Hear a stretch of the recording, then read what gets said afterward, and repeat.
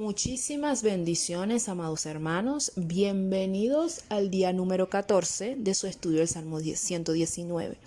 Quiero informarles que ya falta poco para terminar el estudio y bueno, espero que les esté edificando cada enseñanza. Fíjate que el día de hoy vamos a ver la estrofa número 14 que tiene que ver con la letra Nun. O sea, es subtitulada por la letra Nun. Y como siempre hacemos, antes de entrar en materia, antes de entrar a analizar el pasaje bíblico, vamos a estudiar un poco el significado y el valor de la letra Nun. Fíjate, la letra Nun es el número 14 en el alfabeto hebreo.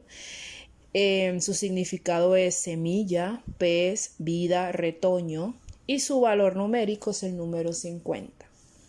La Nun se presenta en dos formas. Fíjate ahí en la diapositiva, te darás cuenta que hay una forma que es para inicio de palabra, es una letra más mediana, como las demás letras, pero la otra, que es para final de palabra, te darás cuenta que tiene otra forma y es más larga. ¿Ok?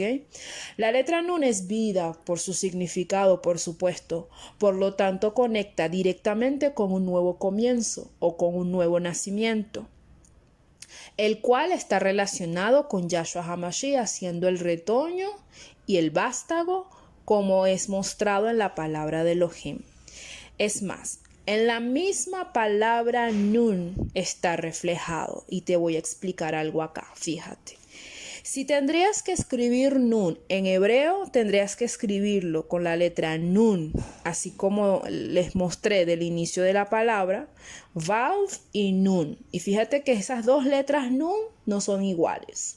Ok, fíjate que y acuérdate que se lee de la derecha hacia la izquierda las palabras en hebreo cuando escribes en hebreo con las letras hebreas. Y fíjate que la primera letra señala la vida, por supuesto, el significado es vida, acuérdate, retoño, semilla.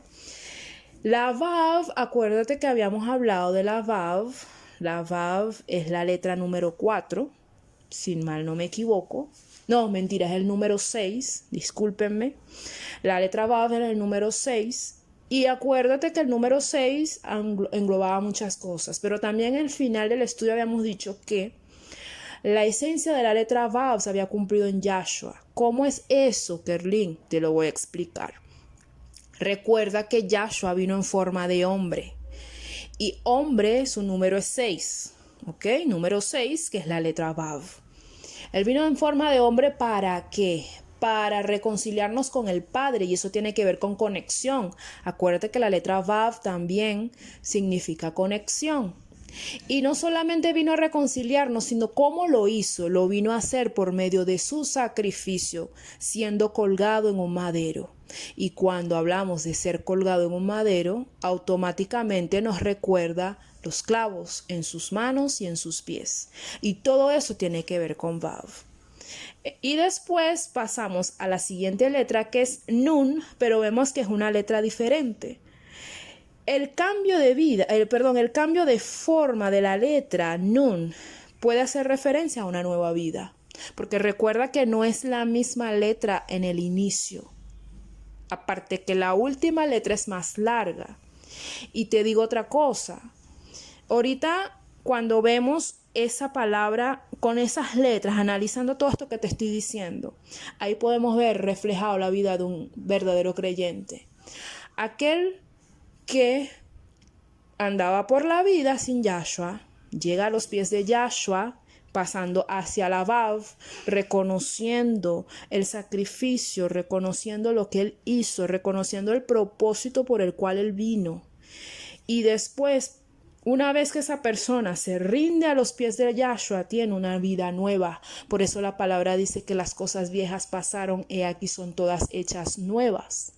Pero también pasa, y lo puedes ver ahí también reflejado, la primera letra Nun también puede representar una vida con Yahshua, normal, viviendo en santidad. Acuérdate que cuando Él llega a una vida como tal, cuando viene una persona, le da vida. Acuérdate que Él es la vida.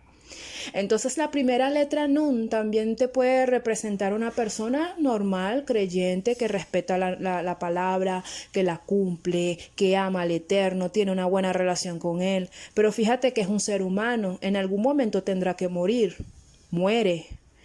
Y es ahí donde después, cuando llega Yahshua, escuchará la voz de su maestro, escuchará esa trompeta y se levantará en un cuerpo glorificado.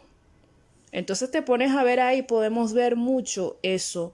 Incluso Nun me recuerda a Josué, aquel que fue escogido por Elohim para que peleara la batalla, para que él, junto con el ejército de Israel, conquistaran las tierras que le pertenecían a Israel o que le pertenecen a Israel. ¿Qué está provocando Josué, el hijo de Nun? Porque si revisas las escrituras te darás cuenta que el papá de Josué se llamaba Nun. ¿Qué vino a ser él? Él vino de alguna manera a esos que estaban ya libres. Y fíjate que cuando hay libertad hay vida, por supuesto. A ese pueblo que ya era libre, tuvo que haber una pelea, tuvo que haber derramamiento de sangre. Estoy segura que en las batallas, cada vez que salían a batallar el Israel por su tierra, de alguna manera perdían hombres. Era un sacrificio lo que se tenía que hacer, un esfuerzo que se tenía que hacer. ¿Para qué? Para que Israel pudiera vivir su vida nueva, teniendo su territorio propio. ¿Ok? Que es hoy en día Israel. ¿Ok?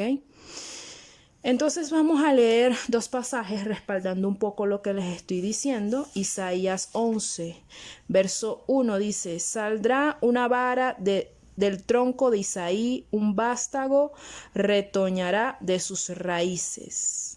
Y sobre él, estoy leyendo el verso 2, y sobre él reposará el espíritu de Yahweh, espíritu de inteligencia, de sabiduría, de consejo, de poder, de conocimiento y de temor de Yahweh. ¿Y quién es ese? Ya sabemos, se trata de nuestro Mesías. Y vamos a leer Juan 11, versos 25 y 26. Dice: y Yahshua les dijo: yo soy la resurrección y la vida. El que cree en mí, aunque esté muerto, vivirá. Y todo aquel que vive y cree en mí, no morirá eternamente. ¿Ves? Ahí está englobado el sentido de la palabra Nun cuando les dije con las letras hebreas. Él es la resurrección. El que cree en él, aunque esté muerto, vivirá. O sea, tendrá vida. Él resucitará a aquel que cree en él cuando él venga, cuando suene la trompeta. Y por supuesto, esta persona que resucita no tendrá la misma vida, se levantará en un cuerpo glorificado. ¿Ok? Vamos a ver el sentido de que la letra Nun tiene que ver con pez. Y cuando vemos pez o peces, eso hace referencia a las personas que son la multitud de los pueblos de Yahweh. Fíjate que en Lucas 5:10 Yahshua les dijo a los apóstoles, en ese momento estaban Simón, Pedro y los hijos de Zebedeo, que son Juan y Jacobo, que les dijo: no se preocupen, ustedes serán pescadores de hombres. Pero vamos a leer un pasaje en Juan 21, verso 6, que me llama mucho la atención. Dice: él les dijo, Yahshua les dijo: echad la red a la derecha de la barca y hallaréis disculpen, lo voy a volver a leer.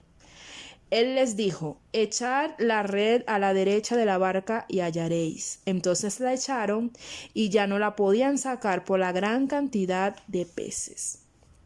Fíjate alguna cosa que te quiero enseñar acá. ¿Sabes qué? Cuando Yahshua llamó a Simón y a los hijos de Zebedeo, ellos estaban pescando. Ellos habían pasado un buen rato tratando de pescar y no podían pescar. Y para llamar la atención de ellos y para que Yahshua los llamara a seguirle, él hizo un milagro. Él les dijo: boga mar adentro y echen sus redes. Y fíjate que en ese momento Simón dijo, wow, mira, hemos pasado tanto tiempo aquí tratando de pescar y no hemos podido.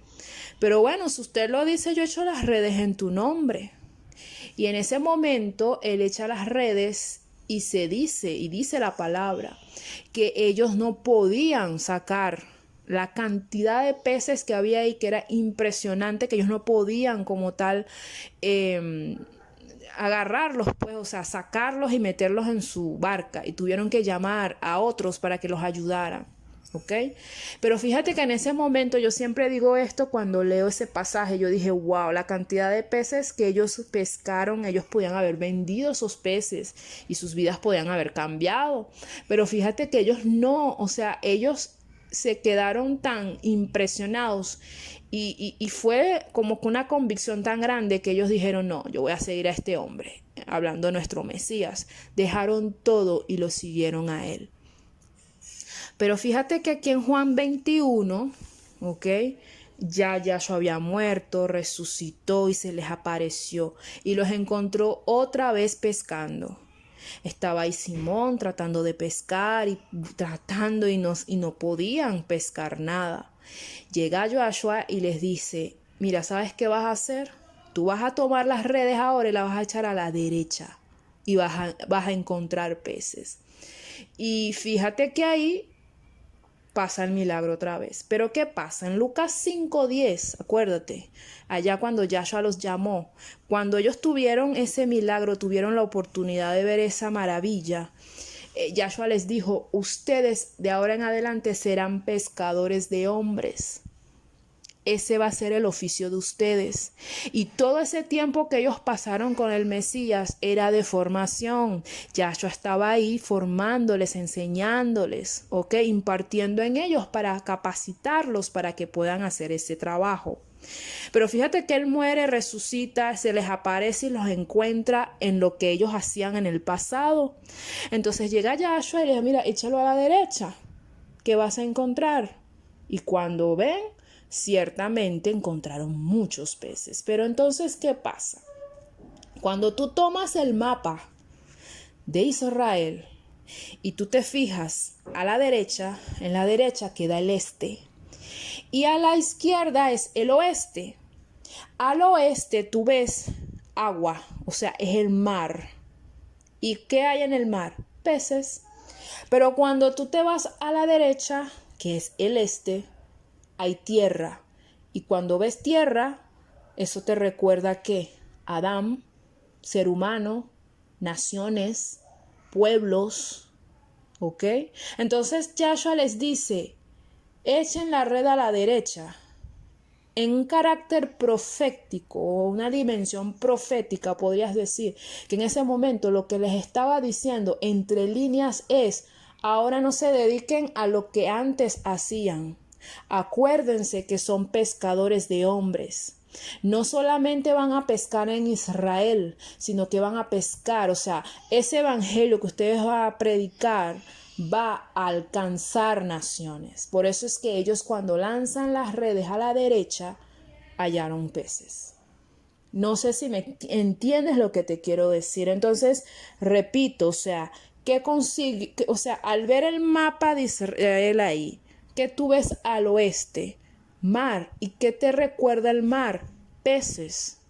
Acuérdate que estamos hablando de pescadores. Ellos ven el agua, ven el mar y en su cabeza le viene peces, a pescar peces. Pero cuando vas a la derecha, que es el este tiene que ver con tierra, tiene que ver con Adán, tiene que ver con seres humanos, tiene que ver con naciones, tiene que ver con lenguas, ¿ok? Y es ahí donde te das cuenta, wow, ¿verdad? Yo me imagino Simón allí diciendo, wow, ¿verdad que yo soy un pescador de hombres, no de peces ya?